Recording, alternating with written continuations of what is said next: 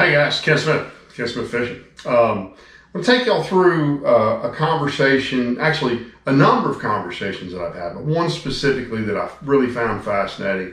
So I have become the de facto expert on props, and I am certainly not. You know, I did this series of videos with Nick Peterson from Mercury Racing. He's the prop guy with Mercury Racing, and actually he and I are recording another video tomorrow, which will be really interesting. We'll share with you guys.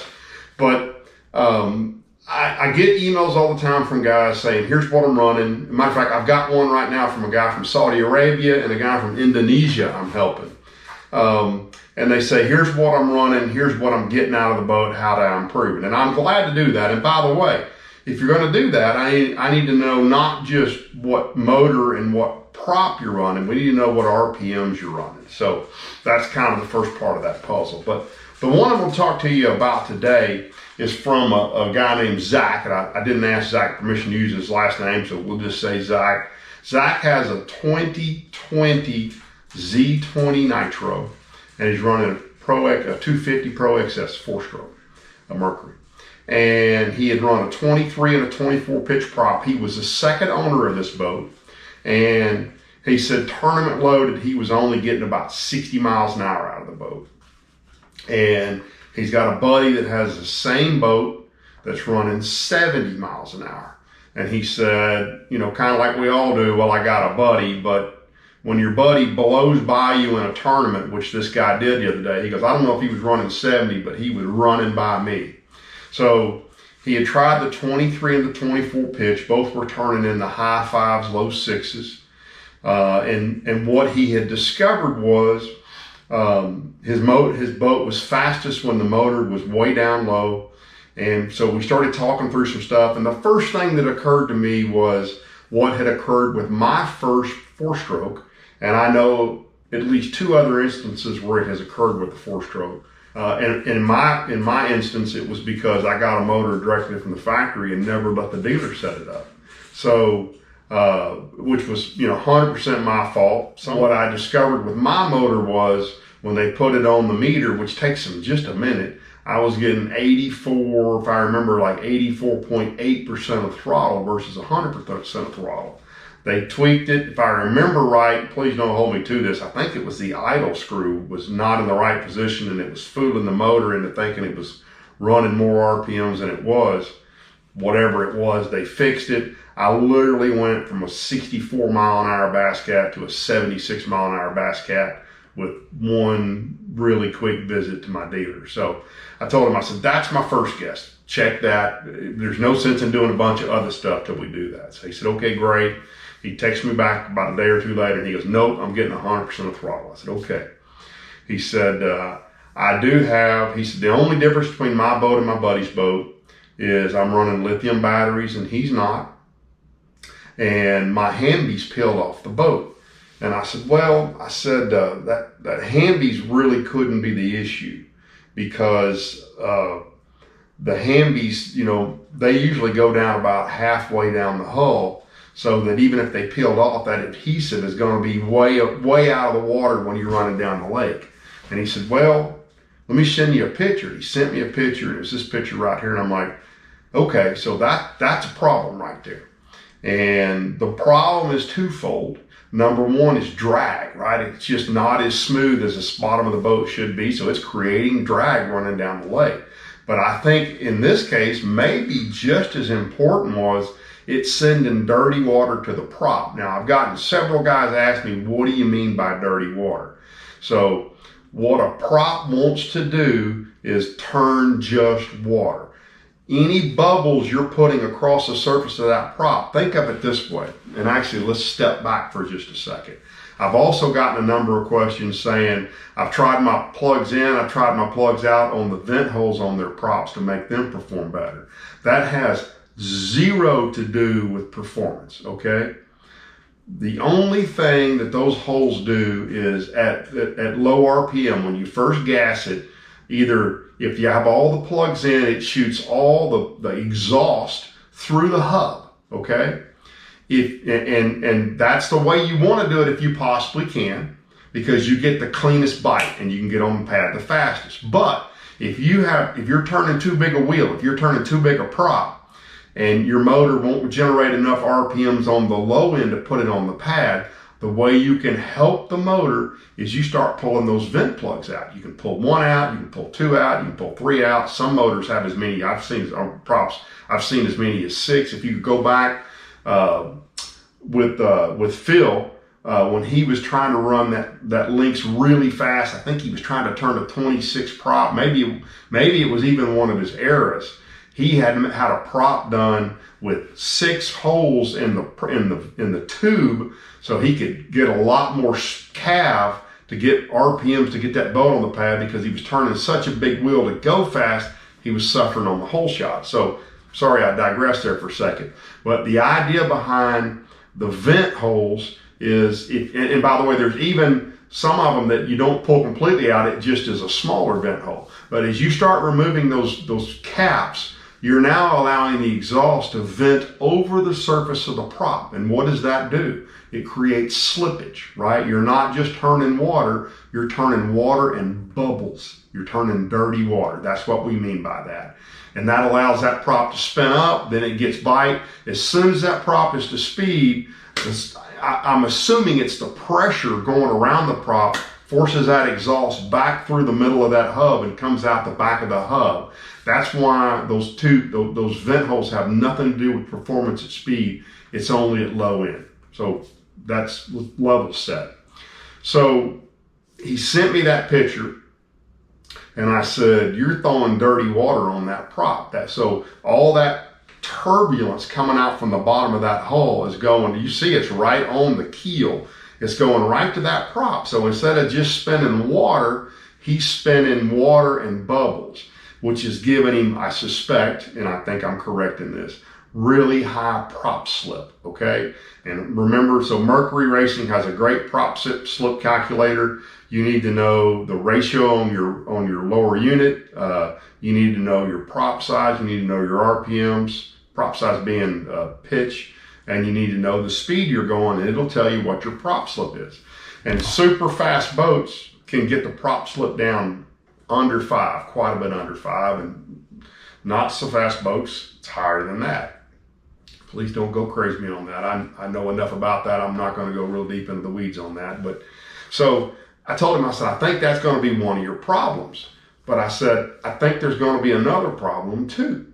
So this is, and forgive me for my quasi-crude, I'm a finance major from the University of Arkansas, guys. I am very, very far from being a graphic artist. But this is what's called neutral buoyancy, okay? So neutral buoyancy is, I think I'm saying that right, buoyancy, is when your boat sits flat level in the water, okay? And when a boat manufacturer designs a boat, they design a boat with a certain amount of tackle in mind in different places, and they want to have that boat, when it's loaded with you sitting in it, to have as much neutral buoyancy as it can. Because what you want from that motor and from that propeller is, you want it to have, so the motor creates energy to move you. You want that energy to move you forward and not to be moving you any other direction. So if you have at sitting still or when you're running, if you have good neutral buoyancy, then the energy from the motor is pushing back, and that's the only thing you really want. If the boat is in fact nose heavy and you need to get lift out of it, you have to start trimming that motor up. And when you trim the motor up, as this diagram indicates, you're now starting to spend some of that energy coming off that prop to lift the boat versus push the boat forward. That's why, now racing boats are different because they're running surfacing props. But in a semi-surfacing or a non-surfacing prop application, you really only ever want about yay much rooster tail. Anything more than that, and you've got the motor trimmed too high, and you're pushing the boat down instead of pushing the boat forward. I think that makes sense looking at those diagrams. So what I said to him is, I said, well, first off, your boat was designed, that Nitro was designed to have something around 300 pounds of batteries sitting back there on that transom. And when Nitro designed that boat, they said, okay, we're going to put 300 pounds of batteries back there, and we're going to make that boat, we'll talk about center of gravity in a second, but we're going to make that boat where it sits naturally in the water with 2 guys, tournament load, gasoline, and 300 pounds of battery in the boat, just like that. And by the way, interestingly, if you remember, this was really fascinating to me. When we did the Allison review, and I'll put a link to that right down there below, the Allison's trolling motor batteries. The Allison ran an 80-pound trolling motor that only needed 24 volts. Its 2 batteries were actually in the center, in front of the driver's seat, kind of right where we store our tackle typically. So Allison, because of the weight distribution, because of the lightness of that boat, they actually needed the weight of that. They designed it to have the weight of that forward in the boat as opposed to the back in the boat. And if you look into Vexus, Vexus has done that thing where they've run tanks under the boat for the length of the boat. Same thing, they're just redistributing weight certain ways. Because again, and by the way, this is a rabbit hole that I went down. I found this slide, and then I had to do a little bit of exploration around this slide, but this slide does the best job I found of demonstrating center of gravity. So when everything's in the boat, motors on the back, trolling motors, everything's in the boat, there is neutral buoyancy in that boat. So that boat sits level. So there's the same amount of stuff in front of the center of gravity as there is in back of the center of gravity. And you can do crazy stuff on a boat these days, right? This diagram, I started thinking about my boat, right? So so right off the bat, you add 80 pounds, 60 pounds, whatever length your power poles are, right on the very back end of the boat. And remember, it's just like a seesaw. The further you go away from the center of gravity, the more any amount of weight makes a difference in that neutral buoyancy. So when you hang power poles all the way back there by the motor, you're in fact now changing the center of gravity to the rear. But then on the front of the boat, you got 80 and 90 pound trolling motors. And by the way, if you look into it, the Garmin, the last time I looked, now don't go crazy, somebody out there is a huge Minn Kota guy, but I believe they made the Force and the Ghost quite a bit lighter, 10, 15, 20 pounds lighter than the Minn Kota is. I don't know if that's because they're brushless or what, but nonetheless, you start adding weight to the front. You got a trolling motor, you got your 360, you could have a turret mount for your live scope. Then you start piling 2, 3, 4 graphs on there. And yeah, a graph might only weigh 8 or 10 pounds, but remember where you're putting it. So now you got 20, 30 pounds of graphs on the front. You got a 15-pound turret. You got a 10-pound 360 imaging up there. All those little weight differences really start moving that center of gravity. Well, it doesn't move the center of gravity. It moves the boat to be nose heavy or transom heavy. And boats are designed, Bascat for sure, they're designed to have a certain length of jack plate. 4, 6, 6-inch, 8-inch, 10-inch jack plate. And if your boat was designed to have neutral buoyancy with a 4-inch jack plate, and you suddenly add an 8-inch jack plate, a 6-inch jack plate that was designed for a 6-inch, and you add an 8-inch jack plate, you've suddenly now got your tail ends heavier, because remember, you've now moved that motor 2 inches further away from that center of gravity. So that whole seesaw thing, the back of the boat's now heavier. And likewise, if you moved it to a 4-inch, you've now shifted the other way, right? You've moved the motor closer, you've moved it closer to the center of gravity, so you probably roll the nose of that boat over just a little bit. So in the case of his boat, he was designed to have 300 pounds of batteries in the back, and instead he's got 60 pounds of battery in the back. And actually what's happened now, I think, and I'm going to prove it out to you in a second, is his boat now has become nose heavy. So what he has to do is he has to run that motor really far down into the water, and he's also got to trim it up to get lift, and it's just absolutely killing his performance. So I'll talk about what he did. So the first thing he did was he went in and got up underneath it and basically took not a grinder, but something like a grinder, and got as much of that crap, that adhesive off the bottom as he possibly could. And we had a bunch of text messages going back, but it sounded like he took it from a 60 mile an hour, 61 mile an hour boat to a 65, 66 mile an hour boat by doing that. And he said, I think he was skeptical about my idea, but I said, you need to put some weight on the very tail end of your boat. I said, I came up with a bad idea. I said, get a buddy, 200-pound buddy, and put him right on the back of the boat and run down the lake. And he said, I'll tell you what I'm going to do. I'm going to put 200 pounds of deer corn back there.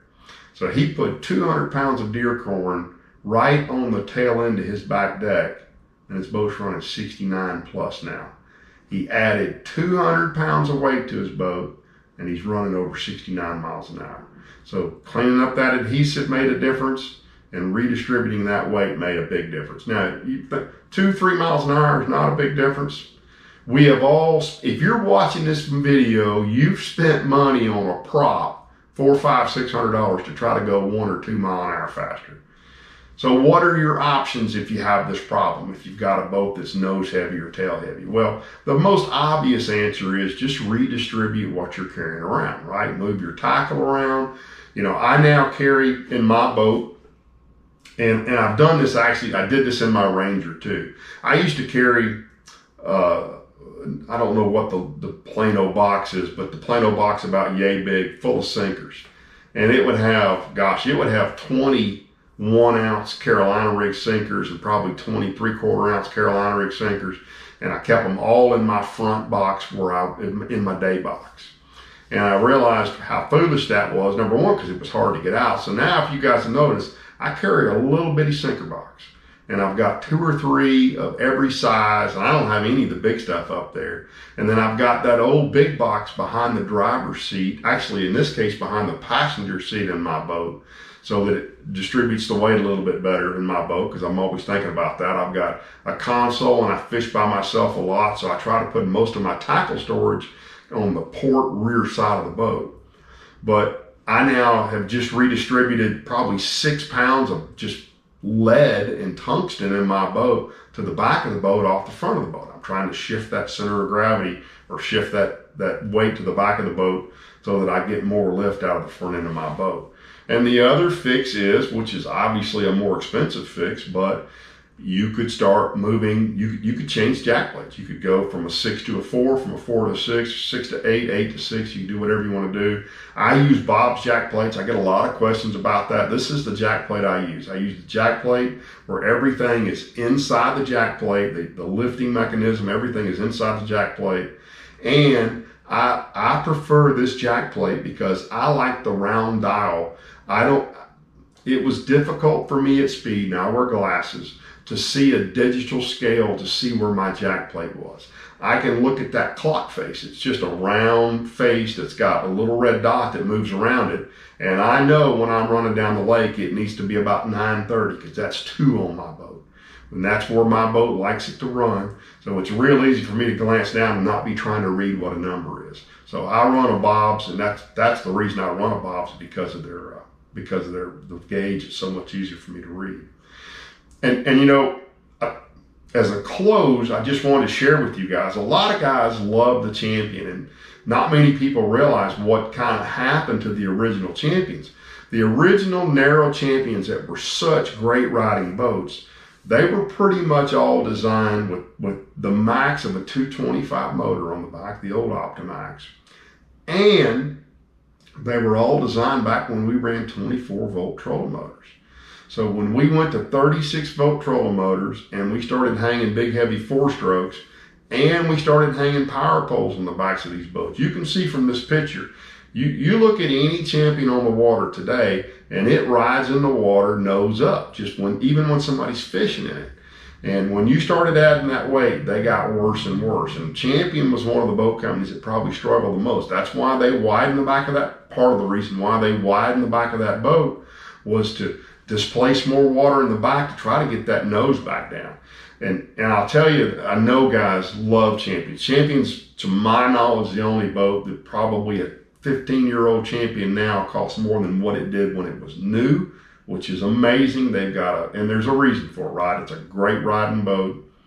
But they don't perform well. And they don't perform well because that hull was not created to have 4 batteries in the back, power poles, and a 500-pound 4-stroke hanging off the back of it. They just weren't designed to do that. So I just thought that was interesting as I kind of thought through this, and that was the boat that impacted the most. But this has an impact on all of our boats, right?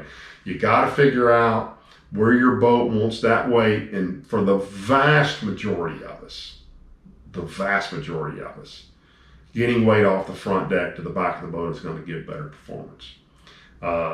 And for Zach, in this case, he's got to figure out how to get some more weight to the back of the boat, or if he wants to go that little bit faster. And by the way, one of the solves for him might be just to fill his live wells up, right? Now, the live wells are not in the very back, and what you'll discover if you play with this a little bit, which I have, the boats perform better with the most of the weight right at the back for lift reasons. But I suspect his boat might be as fast, if not a smidge faster with the live wells full, but certainly with the gas tanks full with more weight in the back end, that boat's going to be faster. So I hope you enjoyed that. I've got a conversation tomorrow with Nick Peterson from Mercury Racing Propellers, and we'll have that up for y'all. Probably not next week. We're going spring break. Or actually, you know what? By the time you guys see this video, it will be up next week. So I'll have Nick up for y'all next week, and we're going to get some more fishing in as well. So thanks for tuning in. You know what? One more thing I should mention to you guys. So you guys know I've been wearing Waterland sunglasses for a long time, and this is the particular pair that I wear.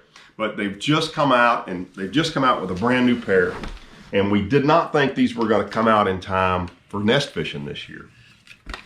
This is called the Bed Fisher, and they've done a couple of things with this that I really, really love.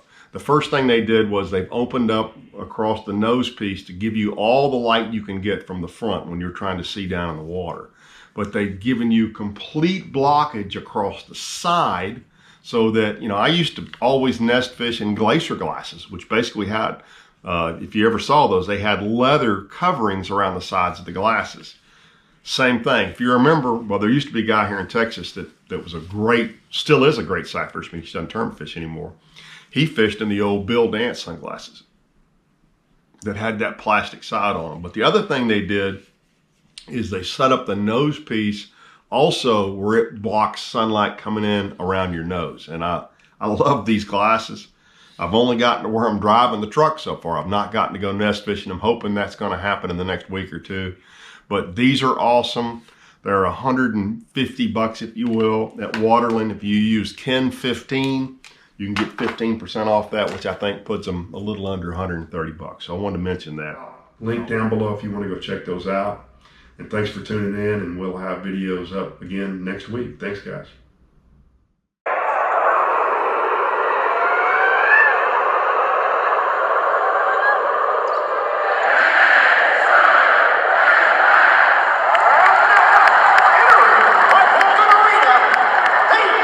So the Arctic Sun.